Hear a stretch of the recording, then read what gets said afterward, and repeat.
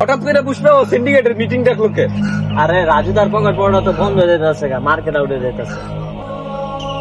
কিছুদিন পর সিন্ডিকেট বন্ধ হয়ে যাবে, তাই প্রত্যেকটা মেম্বার চিন্তিত, তাই পুষ্পা মিটিং ডাকছে। আর মিটিং এ তো সাজানো গোছানো কেন? আর পুষ্পা ভাই আমি ঘুমাইতেছে কে? ঘুমাইবো না, আগে তো পুষ্পা কিন্তু সেন্ট্রাল, এখন কিন্তু জোতা নাইকো ডিউ। এই দিন থেকে বাবানের টাকা কামাইছে, এটা আমি শিওর। পুষ্পা তো নিজের বাড়ি বানাইছে, আর আমরা সেই বাড়া। এই সিন্ডিকেট বন্ধ হইলে পুষ্পার কিছু হইব না, আমরা খুব মারা। ঠিক ঠিক ঠিক ঠিক। চুপ।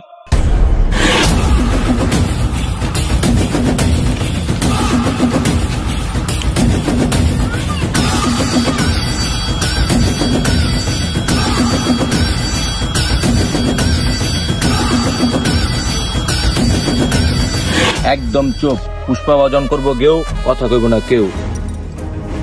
কিন্তু বাউ গেউ তো গুত্তারা করে। তুইও চুপ। এই সিন্ডিকেট বন্ধ হলে যেমন তোরা কষ্ট পাবি, এমন আমিও কষ্ট পাবো। কারণ এই সিন্ডিকেট হলো আমার সন্তানের মতো, আমি হলাম এই সিন্ডিকেটের মা। বাউ ডেলিভারি কি সিজার হয়েছিল না নর্মাল? খালি জুতার দিয়ে তোর গালে মারতে পারতাছি না, কারণ তোর গালের থেকে জুতার দাম বেশি। সিন্ডিকেটের প্রত্যেকটা মেম্বাররা কইতেছি, এই সিন্ডিকেট একটু গানার পিছনে কিন্তু আমার অবদান ছিল। অবদান অস্বীকার করা যাবে না ভাইয়া। কিন্তু সিন্ডিকেট এখন আগের মতো নাই। সিন্ডিকেট বাদ দিয়ে আমাদের নতুন কিছু করতে হইব। কিন্তু এখন কি করা যায়? বাউ আপনি তো ভাইরাল না, ভাইরাল হইলে কবিতা লিখতে পারতেন, মাঝে মধ্যে মাইয়া হাত ধরে ছবিও তুলতে পারতেন। বস কি এক কামে দুই কাম। ইস, এবছর তো মিস করে এলাম, সামনে বছর থেকে বইমেলাই দিয়ে করবো। কিন্তু এখন কি করণ যায়? পুষ্পা বাবু, আপনার কবির কথা বলেন না, আমার একটা কবির কথা মনে পড়ছে, যার কাছে গেলে আপনি সব সফলতার কথা জানতে পারবেন। কস কি? কে সে মহান কবি? কবি সানিধ্যনাথ। ভাও ওর তো একটা সমস্যা আছে, ও তো মেয়েদের হাত ধরে আর মেয়েদের সাথে বেশি যায়। সমস্যা নাই বাউ, এই কামের লেগে তো আমাকে শিবাল্লি ভাবি আছে। ওই ঠিক আছে, তারা শিবালিকে রেডি কর। ওকে।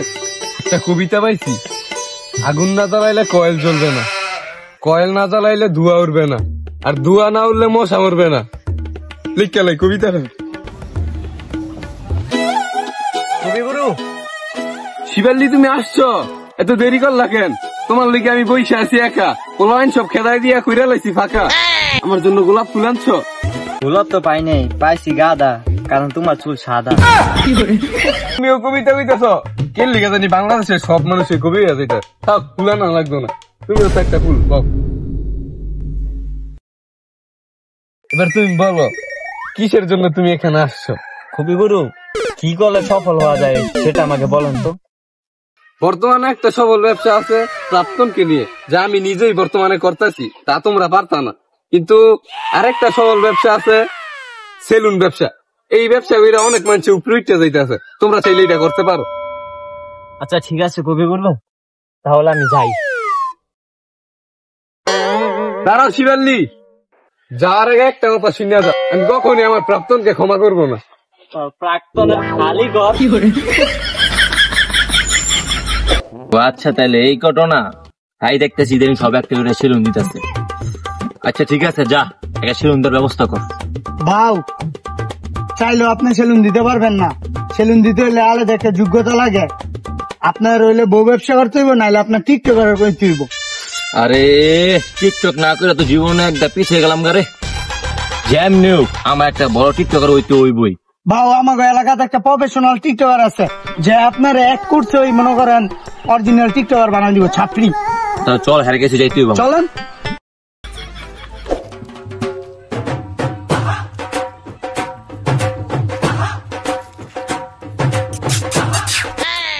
বাউ উনি সেই বিশেষজ্ঞ টিকটকার স্যার। উনি স্যার কম, ম্যাডাম বেশি লাগতেছে। বাউ টিকটকাররা উপরে দেখতে স্যারই লাগে, ভিতর দিয়ে ম্যাডাম ওই সব। আমি এক টিকটক একাডেমির সফল প্রতিষ্ঠাতা ভিজা জাকানাকা আশরাফুল। আমার এই টিকটক একাডেমি থেকে বাংলাদেশের সকল টিকটকাররা সার্টিফিকেট নিয়ে বের হয়ে গেছে। আমি ওই মিটাবের নামে বাংলাদেশ সব জায়গায় গিয়ে কিলকুতে খাইয়াছি। আমার আরেকজন স্টুডেন্ট আছে, এদিকে আসো। আমাদের টিকটক একাডেমি থেকে পড়ালেখা শেষ করে ছাত্রীর সার্টিফিকেট নিয়ে বের হয়ে যাচ্ছে।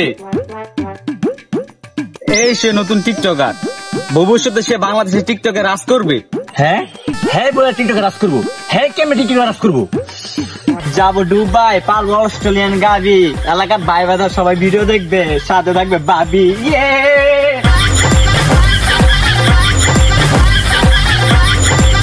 স্যার আমি ওর মতো হতে চাই স্যার, ওর মতো টিকটকার হতে হলে স্যার আমার কি করতে হইব স্যার? স্যার আমি ওর মতো হতে চাই স্যার। এইরকম টিকটকার হইতে হলে তোমার 3টা রুলস মাইনা চলতে হইব। প্রথম রুলস, তোমার গেট আপ নিতে হইবে ছাত্রীর মতো। অবশ্যই গেট আপ নেওয়ার কিছু নাই, অলরেডি তোমার ছাত্রীর মতোই দেখা যায়। দ্বিতীয় রুলস, তোমার ভিতরে কোনো লজ্জা শরম থাকা যাবে না। স্যার অবশ্য পুষ্পা ভাইয়ের এমনি তো লজ্জা শরম নাই। তৃতীয় রুলস, এই নাও এটা খাও।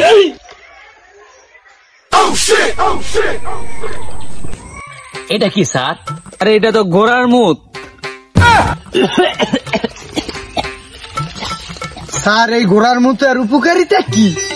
আরে এটা তো সকাল বিকাল 2 বার পান করতে হয়। এটা খেলে পাছার গো মাথায় আসবে, তখনই তো বের হবে টিকটকের কন্টেন্ট। কিন্তু স্যার আমরা কিভাবে বুঝবো উনি একজন সফল টিকটকার হয়েছে, ছাত্রীতে পরিণত হয়েছে? আরে যখন দেখবা তোমাদের ভিডিওর কমেন্টে হরেক রকমের গালি, তখনই বুঝবা তোমরা বাংলাদেশের ছাত্রী অরিজিনাল টিকটকার হইতে পারছো। চলেন বাবু আমরা আমাকে গাছ চুরি করি যা।